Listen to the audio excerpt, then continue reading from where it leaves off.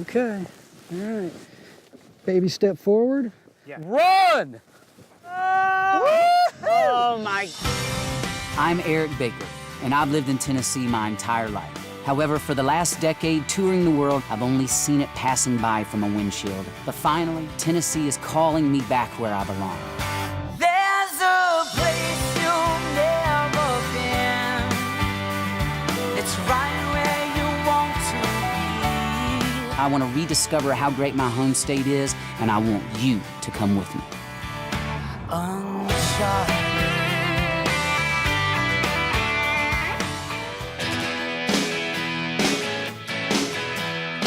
On today's episode of Tennessee Uncharted, we're just outside of Chattanooga at Enterprise South Nature Park. Situated on 2,800 wooded acres that was once part of the Volunteer Army ammunition plant. This property's heritage has been preserved in the concrete magazines used to store explosives back in the days when TNT was manufactured here. And its military support continues as it serves as the site for the Hunt for Warriors, which is what brings us here today. Once upon a time, I saw myself as a warrior of sorts. But back then, my idea of a warrior revolved around superhuman abilities and, of course, an all-powerful cape. Mine was weathered and worn thin from being washed so many times. Peeling up from the center was a simple yellow S that had been carefully ironed on years before as its battle against letting go of that red cotton fabric began. Like a warm embrace, it wrapped its arms around me. In truth, it was really nothing more than a glorified bedsheet.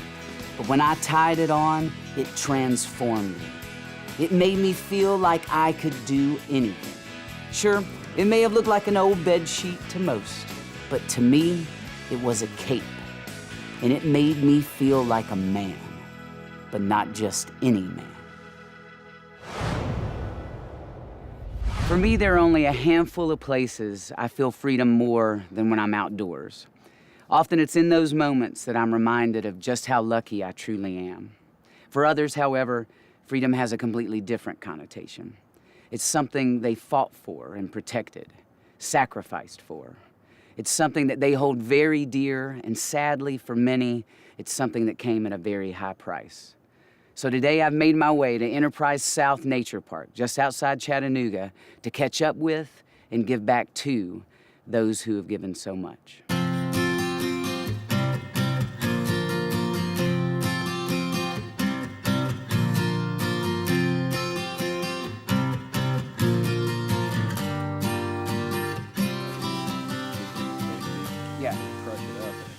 The Hunt for Warriors, this hunt in particular, you know, the healing power of getting out here for these soldiers is such a powerful thing that you guys are offering. It's a kind of a motivation because if they're getting out of the military or if they're still there, they may learn something that they've never done before that they now get to go do.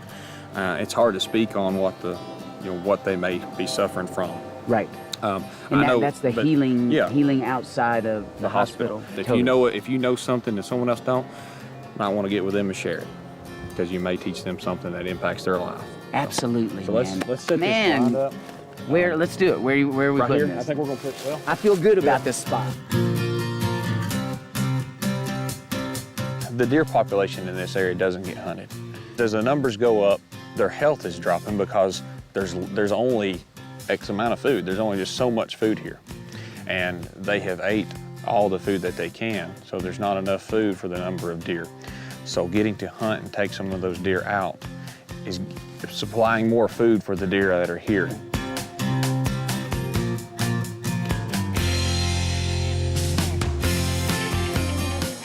We've had guys, this is the best hunting experience we have ever been on in our life. Man. You know, and just to be able to be part of that, one of our goals is just to make that a nice experience for Giving us. back. Giving back, absolutely.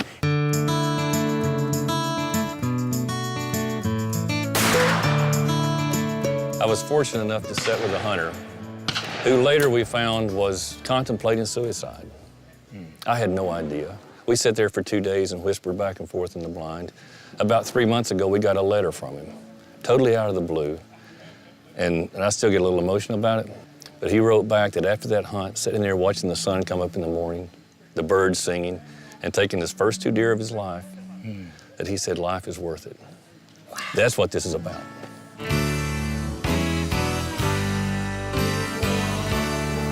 What's up, dude? Hey, man. How are you? Good to see you, man. You doing all right? Yeah, you doing good? Since I didn't bring my cape with me, I thought I'd invite my good friend Thor.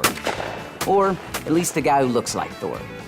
Joining me on this week's adventure is my dear friend and bandmate, Donnie Reis, who after serving in Iraq with the U.S. Army, traded in his .50 cal for a violin, and has since played close to 500 shows with me all over the world.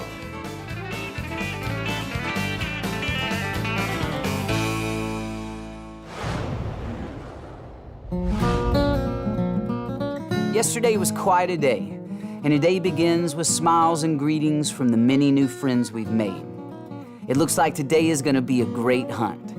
But as the light of the new day dawns, I'm quickly beginning to see that what's happening here is much more than just a hunt. So we just got back from the first hunt, we'll say. That was your first deer though, right? You got a doe. Well, I was a little anxious this morning, you know, eager to get out and hunt. I got a great guide, and they put us out on a good hunt. So kind of sit there. As soon as the sun started to come up, I started getting a little, hearing all the noises in the woods. Woods come to life, yeah. Everybody was waking up. Doe came around, and I tracked her down pretty good. You did. I mean, after all you've been through and all you've done, I mean, what is this hunt giving you? One, the social interaction. You know, some guys with anxiety and PTSD, you know, you kind of have a problem with crowds. Right. But it's more laid back here. It's, you know, it's more calming. Being in the woods gives you a little time to do some reflection and kind of get back to a good center. The woods come alive, like you said, and it's the peacefulness out there. And then somebody just sitting there willing to listen, you know, bend your ear a little bit. Congratulations on your first deer. Thank you. And good luck on getting that buck. All right. All right, man? Thanks, guys. Yeah, thank you. Much like the Cape Crusader, our soldiers possess extraordinary talents and powers, but they are not indestructible. And their dedication to protecting the public and risking their own safety in the service of good is something that we should all be thankful for. These men and women are our guardians, and they should never be forgotten. Well, I was injured in Afghanistan in March 2012. We're on a patrol and I stepped on an IED, lost both my legs, and a bunch of other injuries. Spent 22 months up at Walter Reed Army Hospital in DC and came home last year, and now I'm out in the woods hunting. Got your first deer today, right? That's right. I went hunting for the first time 2 years ago and just sat in the cold all morning. But today saw a lot of deer, but only got a shot at one of them and took it down. What does that do for you to be outdoors? I mean, it's great for a lot of us out here. It gets us back outside. It's peaceful out here. It's just a good time to relax and enjoy God's creation. Amen to that. Why do you feel a program like this is so important? I spent 39 years in the military, went through a lot of activities, was always hopeful that at some point young people who sacrificed the most would be honored in ways that maybe our country has not done as well in the past as perhaps we should have. Mm-hmm. And so to see these kind of activities which honor wounded warriors and give them an opportunity to be normal is something that is a blessing for me to participate in, and I am excited and thankful. Well, I'm thankful as well for the time and for both of y'all's service, and it is an absolute honor.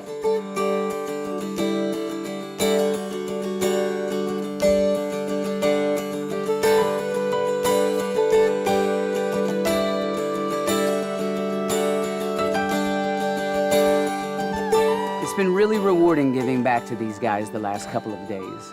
And as often is the case with things like these, I feel like I'm actually walking away with quite a bit as well. For one, I've never been more grateful for the freedom I have, thanks to those soldiers like we've seen today. For another, I'm reminded to take on new challenges with enthusiasm and determination. So before we wrap up today, Donnie and I are off to see which local obstacles there are that we can face head on and summit. What better way to celebrate the freedom of our great country than by feeling the freedom of flying? So today I'm trading in my old bed sheet for my first pair of wings, as Donnie and I find ourselves atop Window Rock with Clark Harlow of Thrill a Minute Sports. And as I look out over the edge of a 2,500-foot cliff into the beautiful Sequatchie Valley, I try to swallow my fear down with a smile as I prepare for my first mountain launch tandem hang gliding flight. There are no motors, jets, or propellers in hang gliding. It's just you, two wings, and the wind. So the weather is very important. And unfortunately, we had very bad conditions. And even though Clark has been hang gliding for over 34 years, standing on the edge of that cliff was very nerve-wracking. I'm not scared. But just as we were about to pack it in for the day, the wind started blowing in the right direction. We had a good cycle there for a second, and all of a sudden it just got windy again. So we're just gonna have to sit here and wait. That gets the heart rate back up. That's the bright side. We're not in the trees. You know, Clark, That's always a good for us to thing. have just met, it's Yeah. kind of crazy. I'm standing on the edge of a cliff, Yeah, about to jump off with you. That's right. awesome. 90, and I don't see the trees shaking as much over there. So we could get a little, let it count. Okay, all right. Baby step forward. Let's see if it'll balance. Wow. Okay, that's balanced. Ready? Yeah. Run!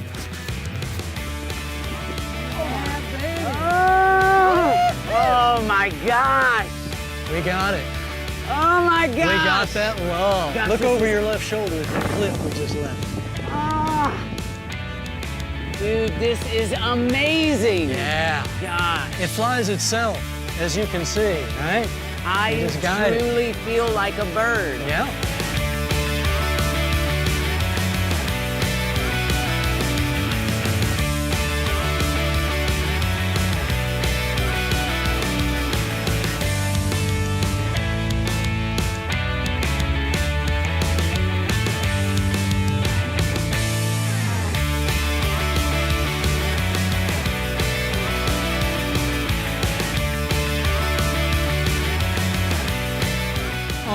The most amazing feeling. Yeah. And I've there's never nothing felt that- anything like right. this. And there's nothing that describes it. There, landing field over there. Yep. Give me a right-hand turn. Turbulence just did it for you. Now, pull left to level us up. Just pull back with that hand, relax, and there you are floating over toward the landing field. All right, we're gonna float over here to the far side of the field. We're gonna do a 180-degree slipping turn and accelerate to about 35 miles an hour. Okay. And come zinging into the short grass. All right, Oh you ready my for gosh, this? This is unbelievable, yes. Now, just stay relaxed. Okay.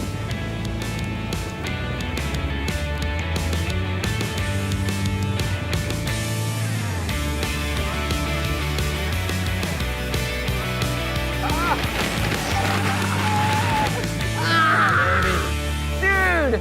Welcome to hang glide. Dude! You are my favorite person on the planet right now. Isn't that a blast? After we landed, we headed back up on top of Window Rock so Donnie could get his turn to soar.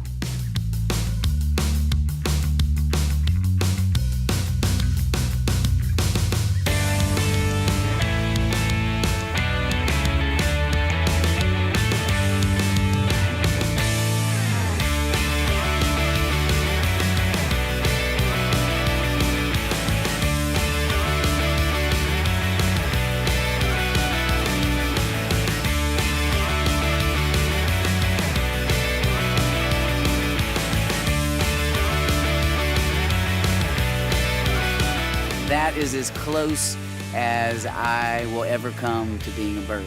I mean, I really don't know how to describe it. I said when we landed, I was like, you know, I used to have dreams when I was a kid that I could fly like Superman. And then I would wake up and I would be so sad because I knew that I couldn't fly. And that experience was my Superman. It is by far the coolest thing I've ever done, the most adventurous thing I've ever done. And I mean, running off a cliff is definitely probably the scariest thing I've ever done. But all of that came together in the most amazing outdoor adventure experience I've ever had. Well, I must say I'm pretty impressed with myself taking on my first hang gliding experience at Window Rock yesterday. Ultimately, it was just a matter of not letting my own fear stand in my way. Today, however, I'm meeting up with a sportsman who, even after a debilitating accident, refused to let anything keep him from the outdoors.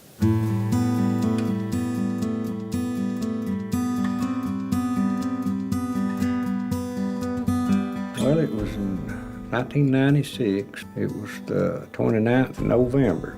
And normally I wouldn't stay up in the stand till it got plumb dark. I'd always start down, you know, plenty of time. Right. But that evening, I just kept staying and staying and staying till it got so dark I couldn't see out into the fields. I started down, and I was using the climber, and just didn't get it hooked right, and I had came down about 10 feet, and I was still at 16 feet when I fell. And when I reached to get the climber, it just come loose and throwed me off balance, and I had my rifle strapped across my back. I came down and landed first on my left hand, and the gun, when I heard it hit the ground, it sounded like it went in a million pieces. And the next thing, I hit right on top of my head. And as my body come on down, it just turned my head back, and I heard it snap. It sounded just like a little old dry twig snap. David heard my climber hit the ground. He didn't think nothing about that, but then he heard me fall. And he knew something bad had happened, and he come up there and found me. Did you know at that point that your neck was broken even? Oh, yeah. Okay. The only thing that I felt hit the ground was my left knee. It landed on a rock. And, but I couldn't feel anything except my left arm. I mean, it's miraculous that you even survived the fall. But how have you survived the last 18 years after the accident? My faith in God. Without Him, I can't do nothing. I mean, what's also inspiring, though, is that you have continued to be a sportsman, and, you know, this has not kept you from the outdoors. Your first time hunting after the accident, what was that like? Had a ball. Getting to be a part of God's creation. Just be a part of it. Be out in it and look at the stuff, look at the trees, how He's made them, how beautiful it is.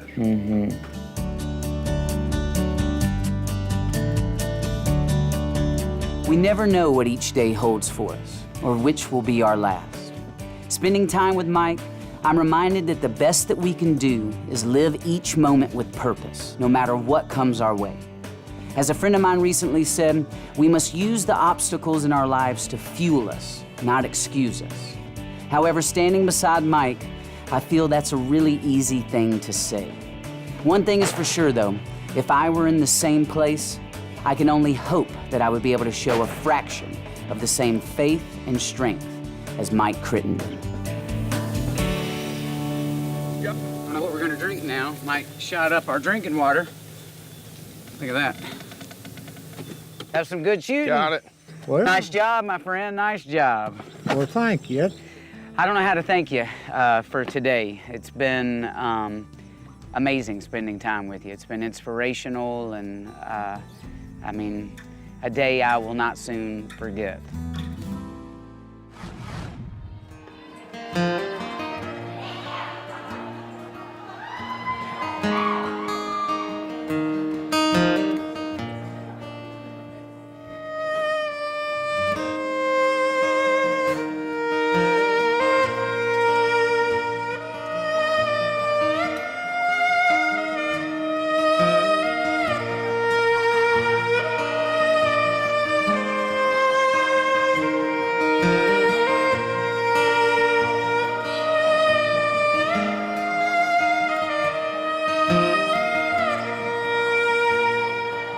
To some degree, we're all seeking shelter. And where an old red sheet wrapped around me was once a shield, I now find that same comfort in a song. I've been very blessed with a loving family and group of friends, but also with the ability to live in a country where I can make a living doing something I love.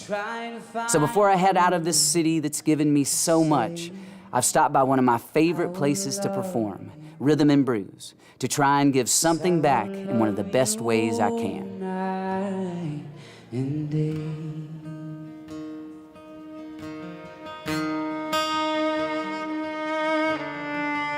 No promises, no guarantees, 'cause no one knows where this may lead. But now I cannot see my life without you as my wife.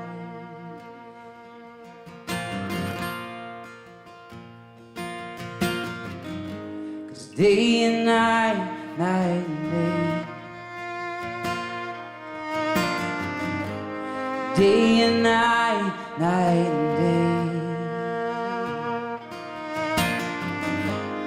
trying to find the words to say that I will love you. Yes, I will love you night and day.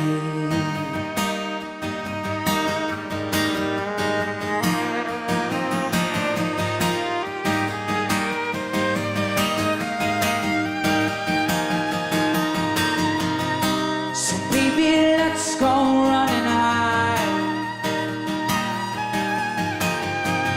When the door closes, we can lock the world outside.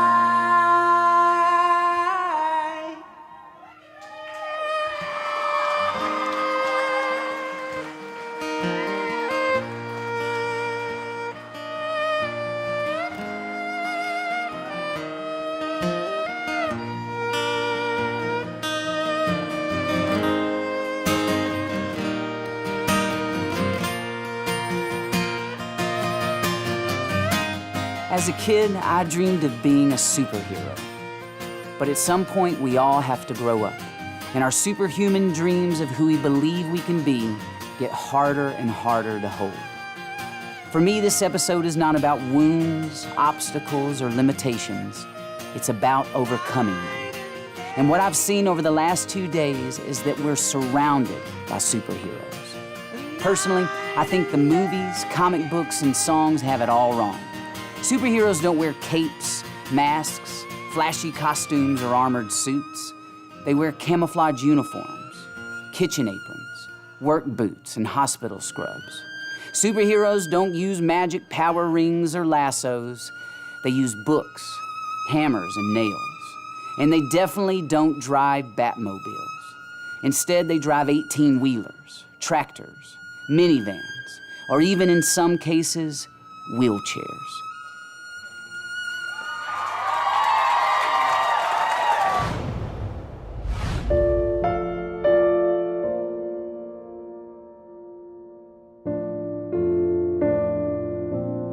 Over the years, as the bottom of that old bed sheet has grown farther and farther from the ground, I've learned a lot. But if this week has taught me anything, it's that we don't need capes to be superheroes. 'Twas the night before Christmas. He lived all alone in a one-bedroom house made of plaster and stone. I had come down the chimney with presents to give, and to see just who in this home did live. I looked all about, a strange sight did I see. No tinsel, no presents, not even a tree. No stockings by the mantel, just boots filled with sand. And on the wall, pictures of far distant lands, with medals and badges, awards of all kinds. A sobering thought came to my mind. For this house was different, so dark and so dreary, the home of a soldier. Now I could see clearly. The soldier lay sleeping, silent and alone, curled up on the floor in this one-bedroom home. The face was so gentle, the room in such disorder. Not how I pictured a United States soldier. Was this hero of whom I'd just read, curled up on a poncho, the floor for a bed? I realized the families that I saw that night, owed their lives to these soldiers who were willing to fight. Soon round the world, children would play, and grown-ups would celebrate a bright Christmas day. I kept watch for hours, so silent and still, and we both shivered from the cold evening's chill. I didn't want to leave on that cold, dark night, this guardian of honor so willing to fight. Then the soldier rolled over with a voice soft and pure, whispered, "Carry on, Santa, it's Christmas Day, all is secure." One look at my watch and I knew he was right. Merry Christmas, my friend, and to all a good night.